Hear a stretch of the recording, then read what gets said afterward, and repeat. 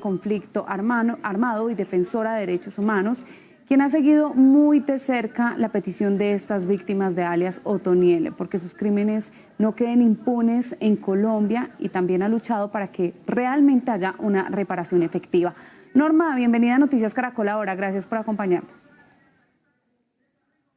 Buen día para ti, bienvenida, gracias. Norma, con la firma de la extradición de Otoniel se ha abierto una polémica porque se podría hablar de privilegiar su rendición de cuentas en Estados Unidos, y hay un temor de las víctimas acá en Colombia porque no se obtenga la verdad, porque él no tenga esa posibilidad de hablar acá en Colombia y de que ellas escuchen la verdad. ¿Usted qué piensa? ¿Cómo analiza esta situación? Colombia tiene una larga historia de extraditados. Nada más entre el 2000 y el 2010, Colombia extraditó a 1.223 personas a Estados Unidos. De esas 1.223 personas han retornado alrededor de 1.000. De las 1.000 que han retornado, apenas hay casi 25 expedientes abiertos en la Fiscalía, precisamente en el marco de reparar a las víctimas, de contar la verdad, de generar justicia y reparación. El temor de las víctimas no es infundado, porque la extradición como delito conexo precisamente al conflicto armado colombiano no garantiza de por sí, primero, que la colaboración que se haga en Estados Unidos sea efectiva para contar por lo menos la verdad y lógicamente aspirar a una reparación integral para las miles de víctimas en Colombia, no solo de alias Otoniel, sino de más de los 2.000 extraditados que tiene el país hasta el momento después de la firma del acto legislativo de extradición en Colombia. Además, el contexto muestra de las 2.000 personas que han retornado en Colombia, que muchos primero han seguido de colaboradores con la DEA, como el caso de alias Guajiro, asesinado en Barranquilla en el 2020, que era colaborador de la DEA, pero al mismo tiempo seguía delinquiendo en estructuras criminales asociadas al narcotráfico. Básicamente, la justicia colombiana ha sido inoperante a la hora de garantizar que, retornado al país, la persona extraditada, pagada su condena por narcotráfico en Estados Unidos, pueda ser vinculado a otros delitos en Colombia, pueda garantizar medidas de reparación efectiva y aún mucho más grave, que no siga delinquiendo como parte de estructuras criminales.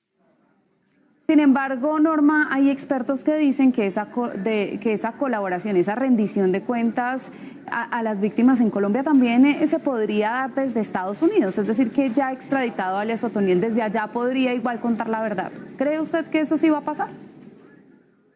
Sí podría, si existiera la voluntad institucional, tanto de la Fiscalía General de la Nación como de todo el aparato judicial colombiano para dar esas garantías específicas. Pero la historia de los más de 2.000 extraditados nos muestra que no ha sido así. Precisamente el caso de Mancuso, que tiene 139 masacres a cuestas, más de 8.000 personas asesinadas y que evidentemente no hay en Colombia aún ninguna medida efectiva de reparación de esas víctimas y de la verdad contada de manera efectiva. También tenemos el caso de Hernán Giraldo Serna, un caso que yo he seguido de cerca. Hernán Giraldo Serna fue retornado a Colombia el año anterior y después de una batalla de más de 6 años en la que logramos demostrarle a la Fiscalía que aún tenía delitos pendientes de violencia sexual con menores de 14 años, que apenas se logró que no fuera dejado en libertad por el cumplimiento de los 8 años en Estados Unidos, pero que además no se entendiera su trámite en la justicia colombiana como un trámite administrativo de 6 meses en el que son dejados en libertad sin revisión minuciosa de los casos pendientes y lógicamente sin la verdad efectiva para las víctimas. Norma, veíamos y escuchábamos a las víctimas hablando desde Antioquia con Noticias Caracol y ellas dicen qué es lo que están escondiendo, qué es lo que les da temor que Otoniel revele. ¿Ustedes qué han pensado acerca de eso? ¿Qué podría haber detrás de todo esto? Otoniel tiene pendientes 122 órdenes de captura.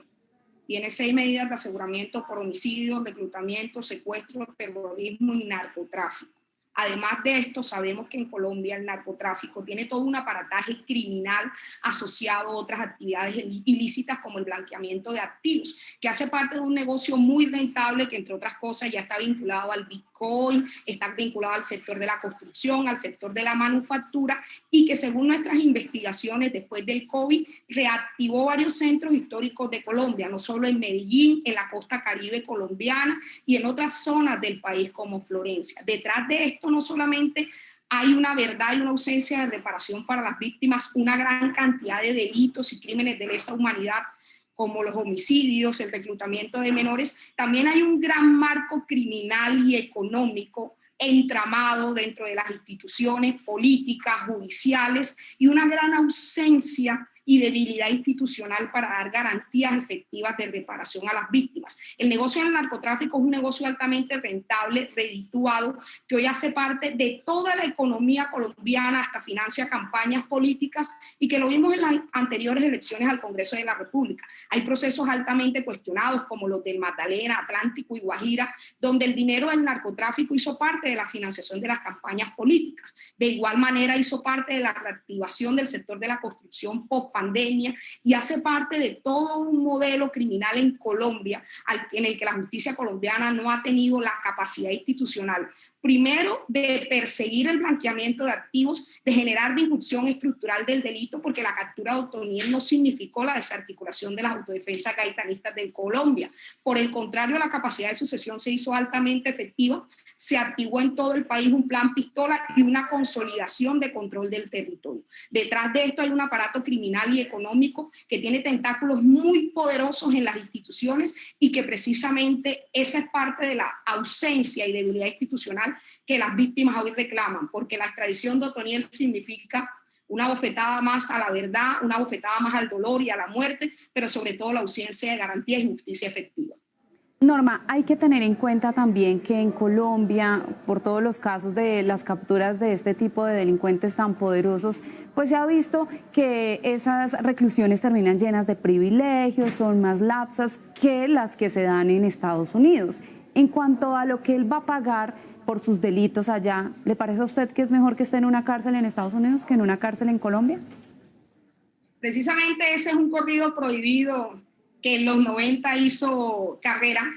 Es mejor una cárcel en Colombia que una cárcel en Estados Unidos, citaba el corrido prohibido. Pero al margen de lo que parece un hecho tan simple a la hora del análisis, hay un asunto de fondo. Por ejemplo, el caso específico de Hernán Giraldo Serna muestra que cuando Giraldo retornó después de 8 años de pagar un delito de narcotráfico, pues sus víctimas aún no habían sido reparadas. Mostró además que la Fiscalía fue negligente en garantizar la verdad absoluta. Él declaró 36 crímenes sexuales y nosotros encontramos 201. Le mostramos a la Fiscalía que dentro de la misma cárcel violó 3 menores de edad y que efectivamente hay una gran negligencia en el sistema colombiano, porque es que estamos hablando de miles de víctimas que ni siquiera van a tener acceso a la verdad. La justicia está muy lejos, pero ni siquiera la verdad, y ahí no hay garantías efectivas. Yo pienso que el análisis de fondo no es una solución tan simple como extraditarlos porque nuestro modelo es débil, porque nuestro modelo es ineficiente en la judicialización. El tema de fondo, que es parte de la revisión que se debe hacer en el Congreso de la República, primero es revisar la estructura judicial colombiana, revisar el modelo en el que se viene atacando por medio de la política de seguridad integral y convivencia en el país las estructuras criminales del narcotráfico, disminuir la cooptación de rentas ilegales y el blanqueamiento de activos, y sobre todo algo que le ha quedado muy grande al gobierno colombiano y a todo el aparato de investigación criminal y de judicialización, que es la disrupción estructural del delito. Todas estas organizaciones criminales se han reeditado en un neoparamilitarismo, en un control de los territorios, y hoy tienen arrodillados territorios como los del Caribe colombiano, el Urabá, el Magdalena Medio, por medio de estructuras criminales asociadas al narcotráfico que de manera muy eficiente están favoreciendo las masacres, los desplazamientos forzados, el seguimiento a líderes sociales y sobre todo la impunidad. El análisis no es tan sencillo. No es simplemente llevarlos a Estados Unidos para quitarnos el problema de encima, porque, por ejemplo, el caso de alias Guacamayo en el 2013 extraditado muestra que retornó a Colombia a montar una organización criminal denominada la Gran Alianza, que efectivamente se hizo nuevamente con parte de las rutas del narcotráfico que él dejó antes de irse. El caso de alias La Silla muestra que su extradición no garantizó que se disminuyera el narcotráfico en el Caribe colombiano. Por el contrario, antes de irse, las investigaciones muestran que fue cedida toda su organización criminal, aparte del Clan del Golfo y de las autodefensas conquistadoras de la Sierra que delinquen en la Sierra Nevada de Santa Marta, y que hoy simplemente lo que se hizo fue un traslado de franquicia y de negocio. La extradición no garantiza sino impunidad, no garantiza sino ausencia de reparación para las víctimas y un dolor inmenso que no vemos de parte del Estado colombiano, las ganas de por lo menos otorgarle la verdad a los miles de ciudadanos que están a la espera de por lo menos saber qué pasó con sus víctimas, sus desaparecidos, o que exista un mínimo pedido de perdón por parte del Estado y por parte de estos criminales para que luego demos paso a una judicialización efectiva. No hay, Norma, ningún canal, es decir, no hay la posibilidad, ustedes han tratado de encontrarla, de que aún estando en Estados Unidos, Otoniel pueda revelarle la verdad a sus víctimas, pedir perdón, intentar hacer una reparación. ¿No hay forma o ustedes pueden explorar alguna si esa extradición es inminente? Definitivamente las víctimas colocaron una tutela, la cual fue negada para evitar la extradición de alias Otoniel. Esto significa que Otoniel por lo menos tenga ganas de contar la verdad, que efectivamente el mecanismo judicial en Colombia sea idóneo y que por lo menos ya retornado se inicien los procesos de investigación, de reparación y de acompañamiento. Pero la historia ha mostrado en Colombia que después de más de 2.000 extraditados, aún no hay procesos efectivos de verdad, justicia y reparación. Amanecerá y veremos. Esperemos que en el caso de Otoniel, pues la historia no nos dé la razón, pero hasta ahora ni las víctimas ni los investigadores tenemos mucha confianza en que el mecanismo sea idóneo. Y básicamente sí hay que dar una discusión en el Congreso de la República de fondo sobre un delito como el narcotráfico, que lógicamente es muy importante su judicialización efectiva,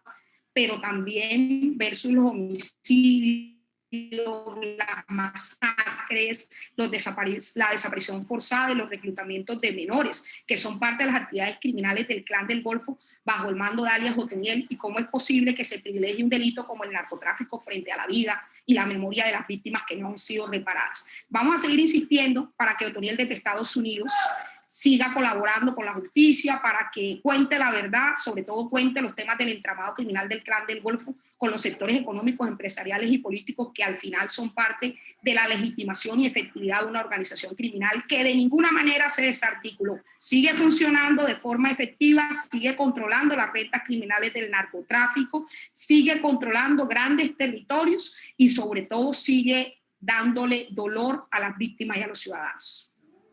Bueno, ¿han hablado ustedes, Norma, con el gobierno les dio al menos un parte de tranquilidad? ¿Hay alguna indicación después de haber ya el presidente firmado esta extradición? Pues hay una parte de tranquilidad institucional que dice que van a seguir en el proceso, que van a garantizar que desde Estados Unidos se cuenten las verdades. Realmente de parte de las víctimas hay muchísima desconfianza institucional porque, bueno, hasta el final, en este momento, aún Mancuso no ha contado ninguna de las verdades y los casos y ejemplos de sobra en Colombia de extraditados que han vuelto a delinquir. En este momento, de los 2.000 extraditados que tenemos en el registro, hay casi 582 que están vinculados a nuevos procesos y ni contaron su verdad en Estados Unidos ni fueron judicializados por los delitos pendientes en Colombia y peor aún, retornaron al país a seguir delinquiendo. Vamos a seguir insistiendo desde las víctimas para que las verdades sean contadas, pero el panorama no es nada alentador. Bueno, Norma, pues esperamos que las víctimas realmente tengan la verdad, sobre todo acerca de sus desaparecidos, de sus muertos, y puedan tener algo de tranquilidad, si es que se puede decir, en medio de este tipo de tragedias que han vivido. Muchas gracias.